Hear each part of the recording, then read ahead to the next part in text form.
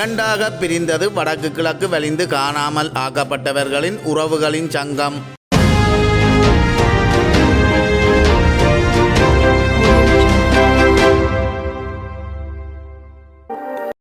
வடக்கு கிழக்கு வலிந்து காணாமல் ஆக்கப்பட்டவர்களின் உறவுகளின் சங்கத்தின் கலந்துரையாடல் ஒன்று யாழ் தென்மராட்சி கொடிகாமம் பகுதியில் உள்ள இல்லமொன்றில் இன்று காலை 11 மணியளவில் இடம்பெற்றது. சங்கத்தின் செயலாளர் ஆனந்த நடராசா லீலாதேவி தலைமையில் இடம்பெற்ற இந்த கலந்துரையாடலில் வடக்கு கிழக்கு வலிந்து காணாமல் ஆக்கப்பட்டவர்களின் உறவுகளின் சங்கத்தின் யாழ்ப்பாணம், கிளிநொச்சி மற்றும் வவுனியா, மன்னார் மாவட்டங்களின் பிரதிநிதிகள் மற்றும் காணாமல் ஆக்கப்பட்டவர்களின் உறவுகளும் கலந்து கொண்டிருந்தனர். குறித்த சங்கம் இரண்டாக பிரிவடைந்துள்ள நிலையில் சங்கத்தின் எதிர்கால செயற்பாடுகள் தொடர்பில் கலந்துரையாடியதுடன் கருத்துக்களையும் தெரிவித்திருந்தனர். நல்லா இருக்கும். சரியா? அப்ப இது வழி இருக்கிறவங்கன்னா ஒரு மூன்றாம் மாசம் அந்த 9ஆம் மாசம் வரைக்கும் பிரச்சனை பண்ணிட வேண்டாம். அந்த வெளிநாடு போறதுக்காக நீங்க இதை சாட்டி உங்களோட குடும்பத்தை கொண்டு போகணும், உங்களோட பிள்ளைகளை கொண்டு போகணும். நீங்க இதான நீங்க பெரிய பட்ட பதவியாக இருக்கணும். நாங்க புருஷனை இழந்து பிள்ளைய இழந்து கடைசியில என்ன ஒரு பிரச்சனைகள் எல்லாம் இழந்து நாங்க இந்த நடுத்தரத்துல நாங்க நிக்கணும். அப்படியா? காசு எடுக்கலாம்.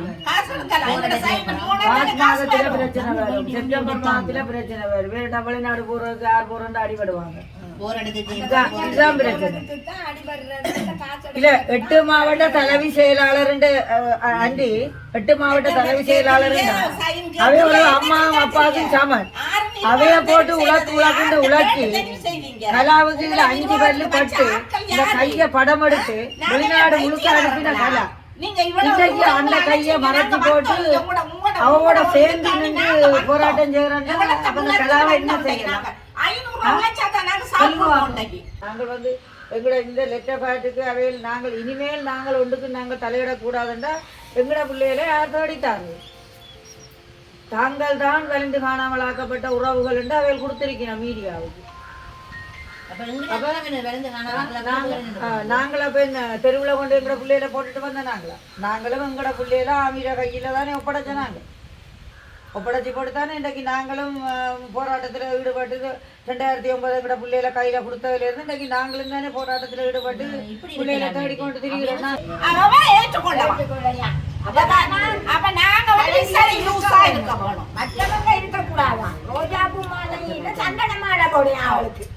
அதுல 10 பேரை கூட்டிட்டு வராங்க. ஊருக்குள்ள உள்ளவங்களே உங்களுக்கு ஓட்ஸ் போடலாம். எப்படி வெளியேறணும் ஓட்ஸ் போடு அவங்களுக்கு அவனி கழிக்கக்குள்ள நாங்க என்ன செய்யறது? நிறுவனத்தை அடிச்சு நிறுவனத்தையும் அவங்க கைக்க போட்டுக்கிட்டாங்க. எங்களோட சொல்ல கேட்கறது இல்ல ஒரு நேரமா. நான் ஒத்த தனிச்சாலா தான் இருக்கிறேன். ஏவன் கொண்டு போனாலுமோ ஏவன் என்ன கொண்டாலுமோ நான் தயாரா நிக்கிறேன். பாதிக்கப்பட்ட இனம் கண்டு ஆருமே கதைக்கிறேன். இப்ப நீங்க இருக்கிறதா காண்பீங்க. சரிங்களா? ஒவ்வொரு மாவட்டத்தில இருந்து ஒரு 60 இல்ல அவனுக்கு தெரியும். அரட்டண்டு ஏன் சொல்றேன் தெரியுமோ, ஏன் அரட்டண்டு பேர் வைச்சேன் தெரியுமோ. ஆனால் அந்த நான் பெற்ற பிள்ளை நான் பேர் வச்ச பிள்ளைய தாங்கள் பறிக்கணும் இல்லை மாத்திரம் தான் குறிக்கோளா இருக்கணும். ஆனால் வேற ஒன்றிலும் குறிக்கோள் இல்லை, இன்னொன்றுல குறிக்கோளா இருக்கணும். அவைகளுக்கு இப்போ வெளிநாட்டு காசு தேவைப்படுது, வெளிநாட்டு ஆட்களின் தொடர்பு தேவைப்படுது. நீங்க காசு உங்களுக்கு குழந்தை ஒரு தேசம் எனக்கு முன்னு கொடுங்க. மிச்சம் நான் பார்க்கிறோம். வணக்கம். நான் திருமதி லீலாதேவி ஆனந்த நடராஜா. வடக்கு கிழக்கு வலிந்து காணாமல் ஆக்கப்பட்டோரின் சங்கத்தை உருவாக்கியதிலிருந்து ஒரு செயலாளராக கடமை புரிந்து தற்போதும் அதே நிலையிலேயே நான் இருந்து கொண்டிருக்கின்றேன். இந்த இடத்திலே நான் மிகுந்த மனவேதனையோடும் கவலையோடும் இந்த ஊடக சந்திப்பை செய்வதற்கு வந்திருக்கின்றேன். காரணம், கடந்த சில காலங்களாக தங்களுக்கு தெரிந்திருக்க கூடும், என் மீது சேறு பூசும் வேலையை திட்டமிட்டு சிலரின் வழிநடத்தலில் எமது உறவுகள் செய்து வருவது தங்கள் காதுகளுக்கு எட்டியிருக்கும் என்று நினைக்கிறேன். என்ற போதும் நான் மிகவும் பொறுமையாக அமைதி காத்து வந்தேன். என்னுடன் பலர் முரண்பட்டு கதைக்காமலும் உள்ளார்கள். காரணம், அவர்கள் சொல்லும் குற்றச்சாட்டுகளுக்கு உன்னிடம் நிறைய ஆதாரங்கள் உள்ளது, நிறைய சொல்வதற்குள்ளது. அவற்றை ஒரு ஊடக சந்திப்பில் சொல்லும்படி எனக்கு பலர் அழுத்தம் கொடுத்து வந்தார்கள். ஆனால் நான் அவர்கள் கூறுவதை மறுதலித்து அவர்களின் எதிர்ப்பை சம்பாதித்த போதும் கூட நான் அமெரிக்காத்தே வந்தேன். காரணம், நாங்கள் எமது உறவுகளை துளைத்திருக்கின்றோம். எமது உறவுகள் எமது தமிழரின் உரிமைக்காக பாடுபட்டவர்கள். அந்த உரிமைக்காக இப்ப உள்ள ஒரே ஒரு போராட்டம் இந்த போராட்டம். அந்த போராட்டத்திற்கு ஒரு கெட்ட பெயரை ஏற்படுத்திவிடக் கூடாது.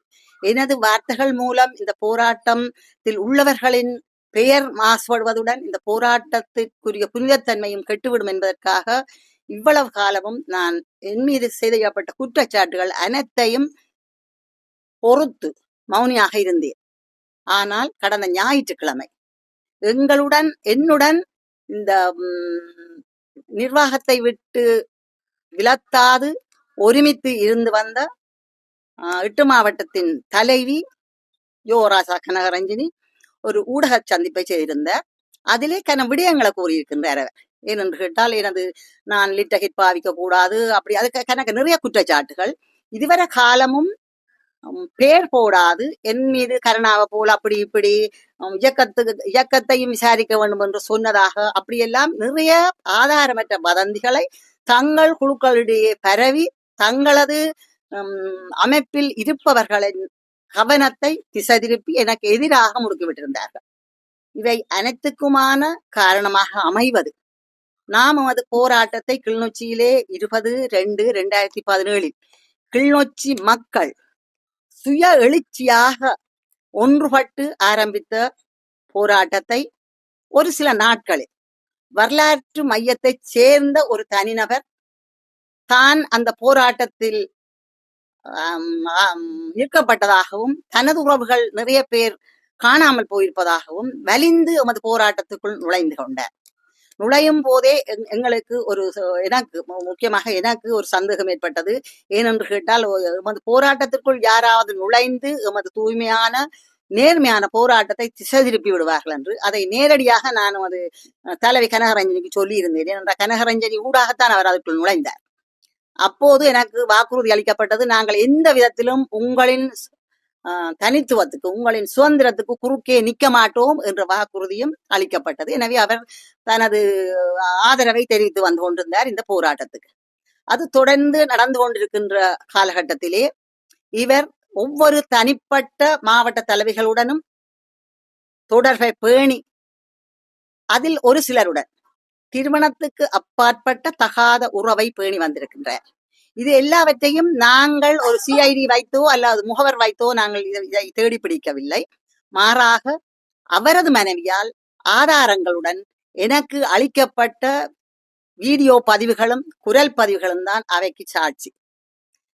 அந்த நிகழ்வு என்னிடம் கிடைத்ததும் நான் இந்த போராட்டம் இந்த திசை திரும்பி போகிறதே, இதை மற்றவர்களுக்கு கூறினால் அதன் தூய்மை பாதிக்கப்பட்டுவிடுமே என்பதற்காக அமெரிக்காத்தேன்.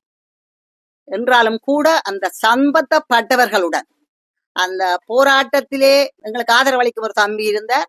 அவரிடம் கூறியிருந்தேன், நான் இந்த போராட்டத்தில் இருந்து நான் விலத்த வேண்டும் என்று சொல்லி.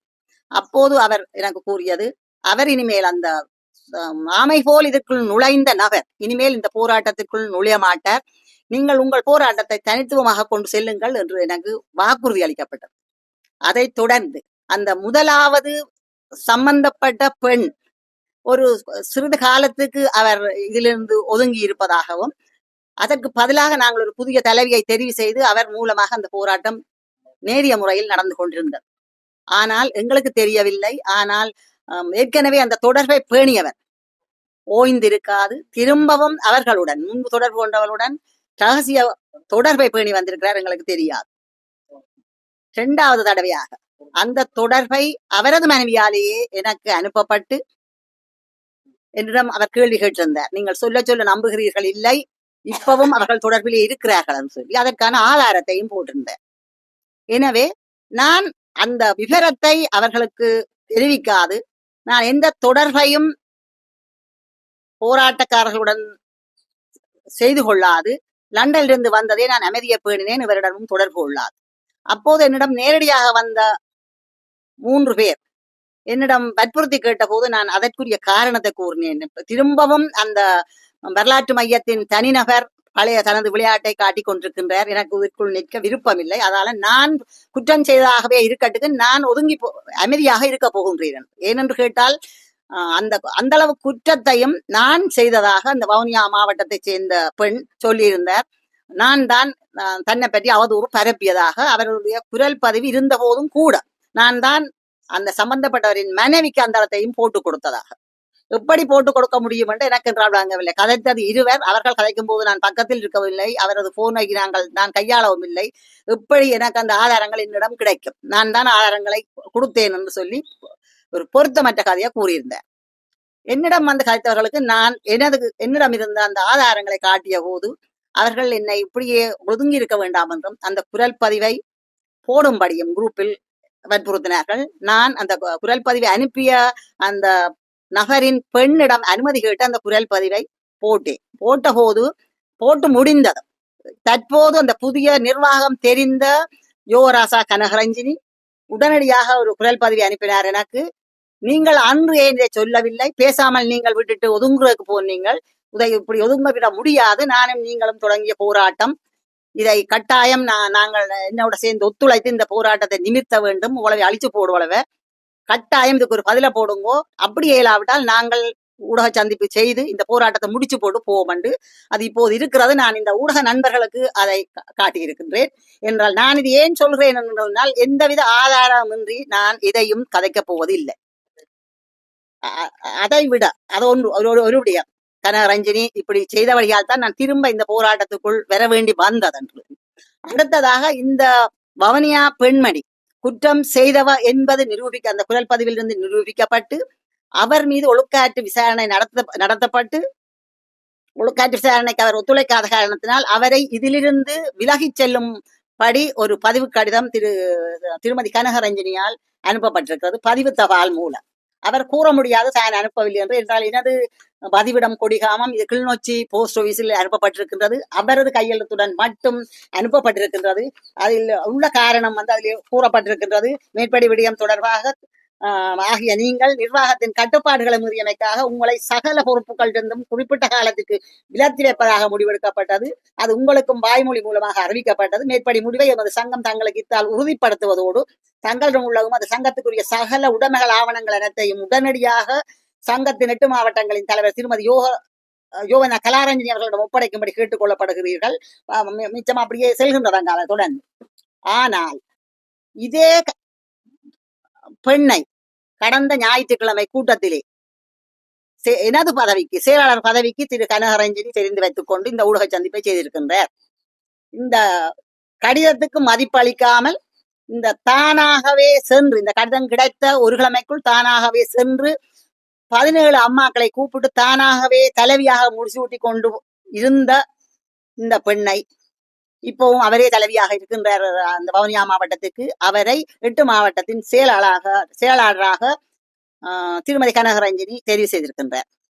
இவர் எத்தனையோ அனுபவம் உள்ளவராக பீதி தெரிகின்ற இவருக்கு தெரியாதா ஒரு பதவியிலிருந்து ஒருவர் நான் விலத்தி விட்டேன் என்று அறிவிக்க வேண்டும். அதன் பின்புதான் வேறொரு தெரிவு செய்ய முடியும்.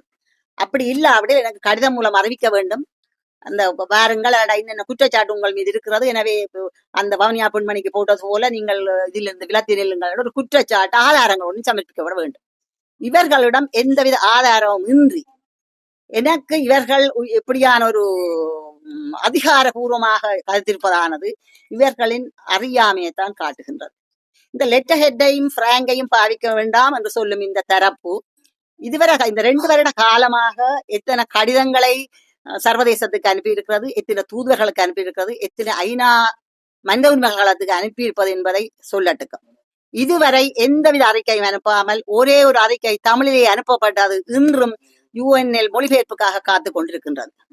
அப்படியான ஒரு சங்கத்தை நடாத்துபவர்கள் நான் அவர்களிடம் எந்த சோழியும் வேண்டாம் என்று மிகவும் அமைதியாக இந்த UNக்கு படிவங்கள் நிரப்புவதும் இந்த UNக்குரிய அறிக்கைகள் எழுதுவதும் தூதுவர்களை சந்திப்பதும் அவர்களிடம் எமது பிரச்சாரத்தை மேற்கொள்வதுமாக சிவனே என்று இருக்கும் என்னை தேவையில்லாத பழிகளை ஆதாரமின்றி சுமத்தி கொண்டு தற்போது இப்படி ஒரு தடை உத்தரவை போட அவர்களுக்கு எங்கிருந்து அதிகாரம் அளிக்கப்பட்டது?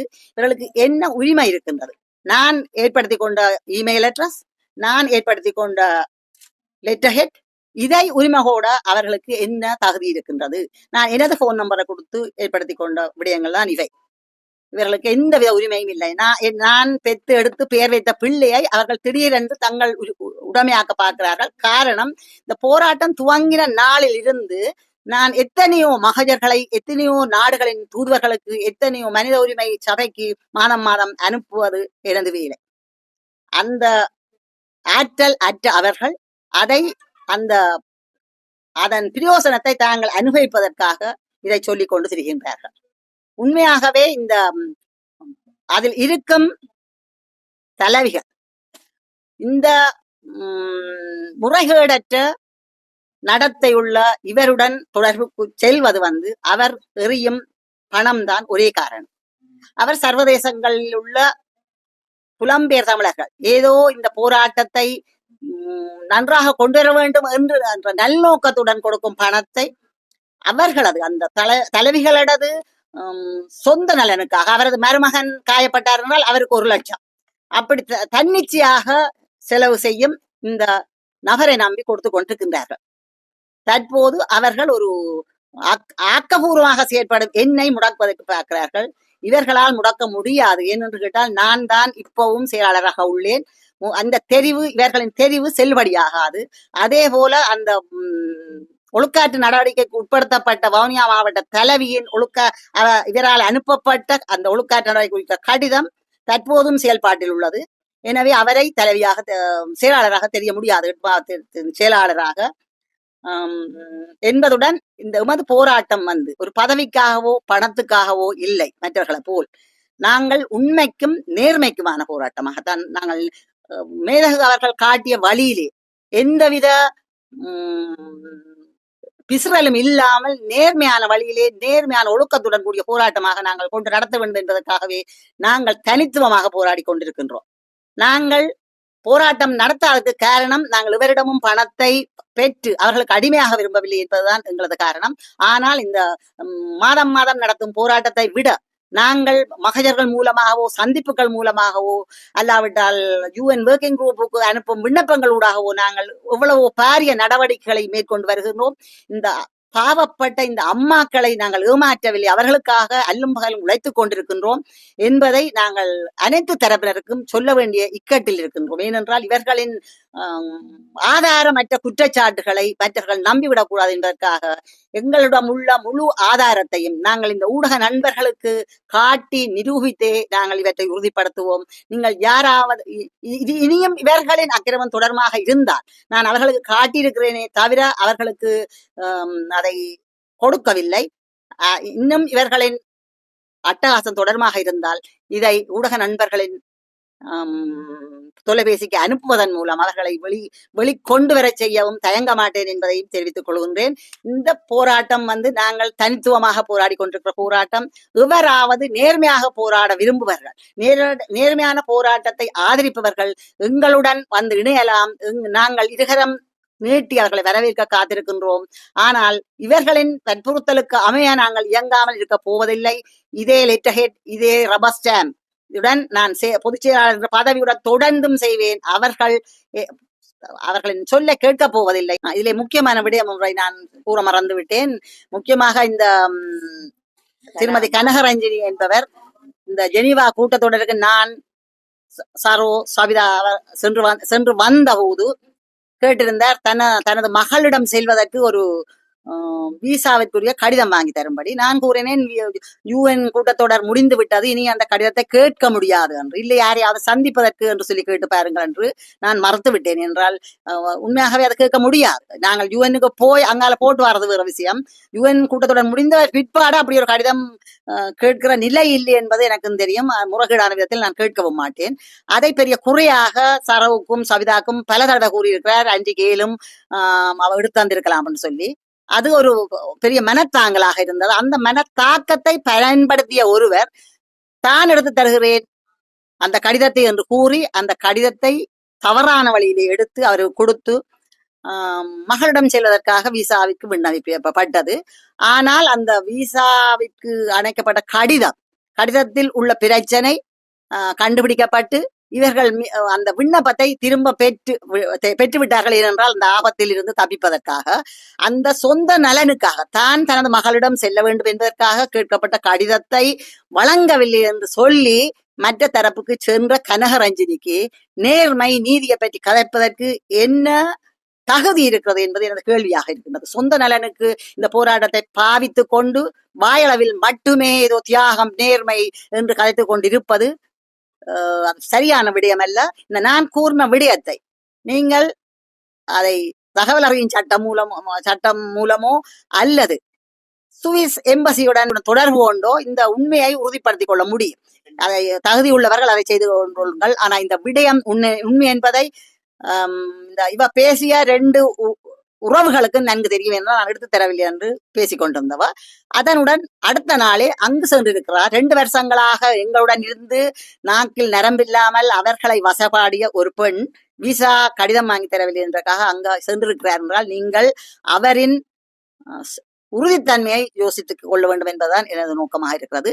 அடுத்ததாக உண்மையாகவே இந்த விடயம் 2 வருடங்களாக நாங்கள் பொத்தி வைத்திருந்த விடயம் அண்மையில் ஐநாவின் ஆணையாளரை சந்திக்கும் போது கூட என்னிடம் ஒருவர் கேட்டிருந்தார், எனக்கு ஒரு உதவி செய்யுங்கள் என்று. என்னென்று கேட்ட போது நீங்கள் இருவரும் ஓரிடத்திலிருந்து கலைக்க வேண்டும் என்று கேட்டிருந்தார். நான் சொன்னேன், இல்லை, நான் அப்படித்தான் கலைக்கிறேன். இங்கே எந்த முரண்பாடு இருந்தாலும் வெளி உலகத்திற்கு நான் காட்டிக் கொடுப்பதில்லை. நாங்கள் அந்யோன்யம் ஒருமிக்கத்தான் இயங்குகிறோம் என்பது போல நான் நடக்கின்றான் என்று சொல்லியிருந்தேன். அதே போலதான் இருவரும் ஒன்றாகத்தான் சந்தித்திருந்தோம். ஆனா இந்த நிலைமையை மாற்றி அமைத்தது அவர்கள்தான். அவர்களுக்கு அறிவுறுத்தல் வழங்கப்பட்டது, இந்த செயலாளரின் முகம் இன்று குத்தி கிழிக்கப்பட வேண்டும் என்று சொல்லப்பட்டதாம்.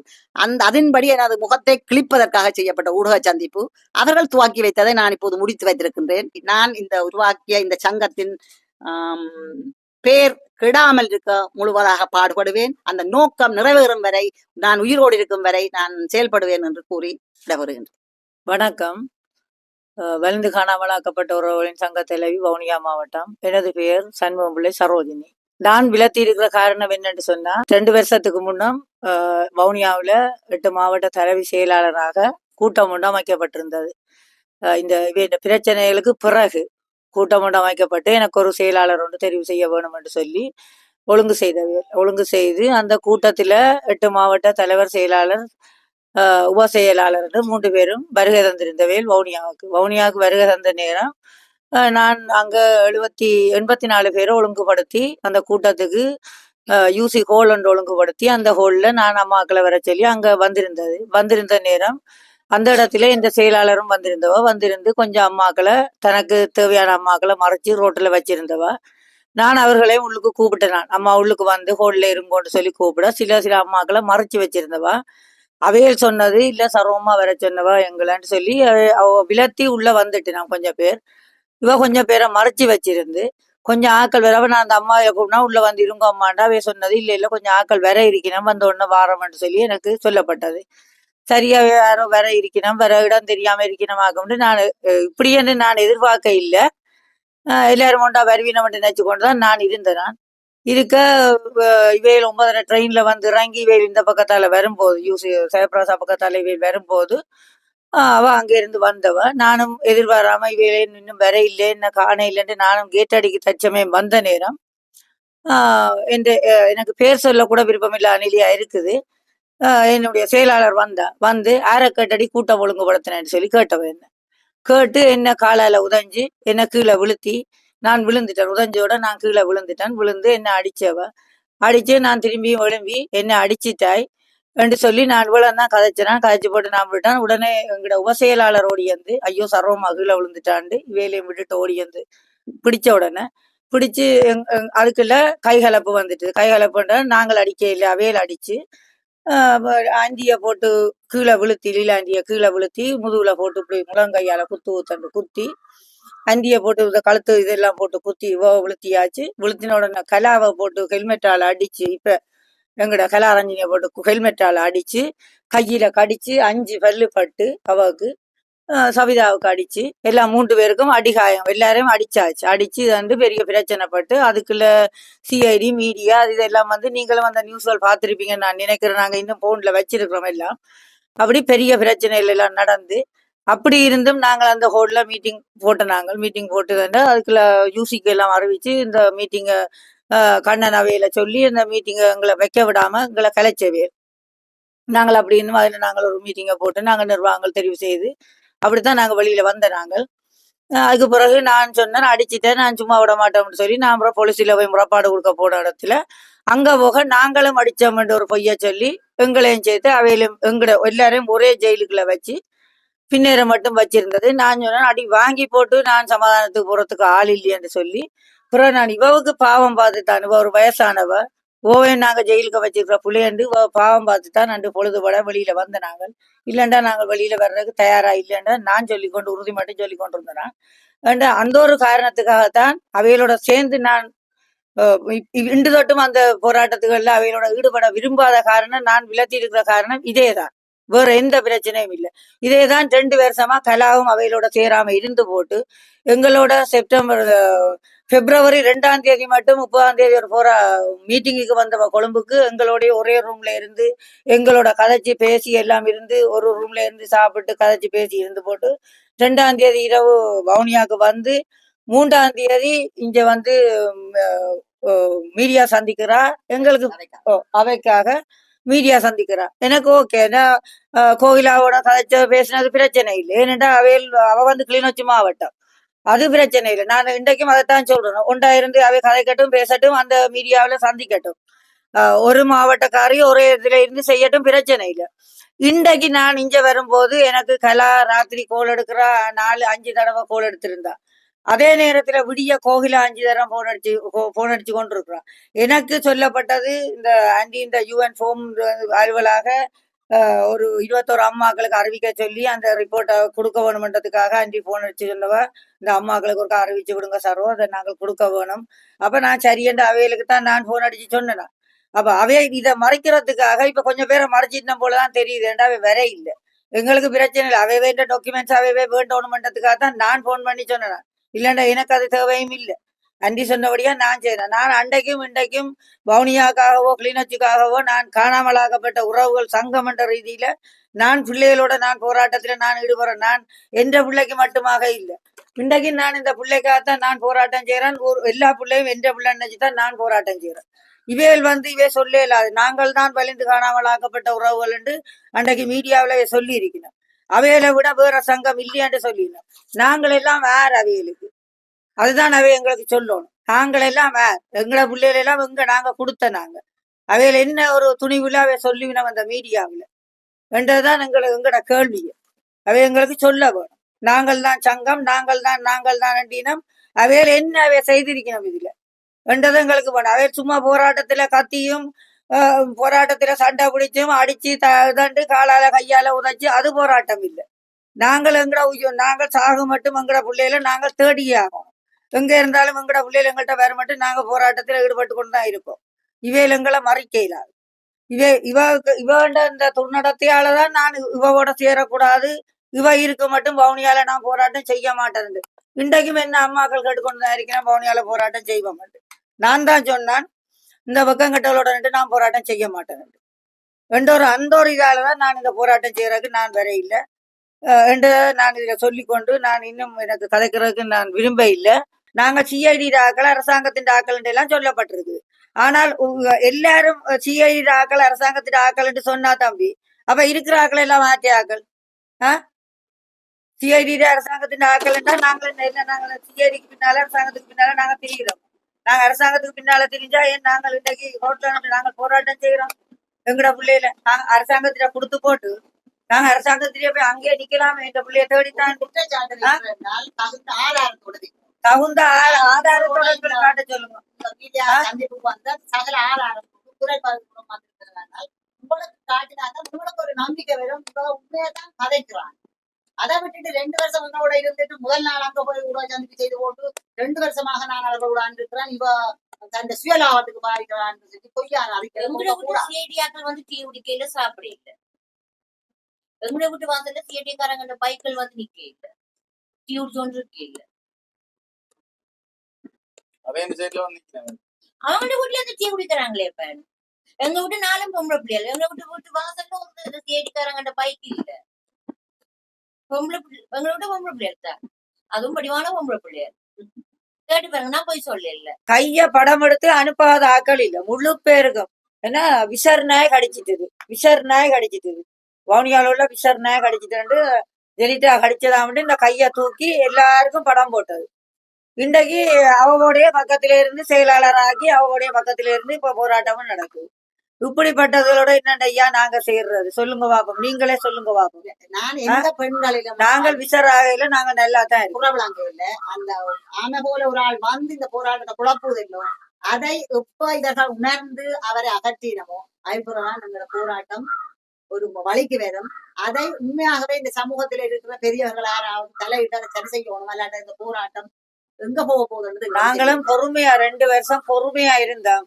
மற்றது ஒருத்தர் குத்தி காட்டக்கூடாது, மரியாதை இல்ல, பொறுமையா இருந்தோம், பொறுமையா கடைப்பிடிச்சோம்.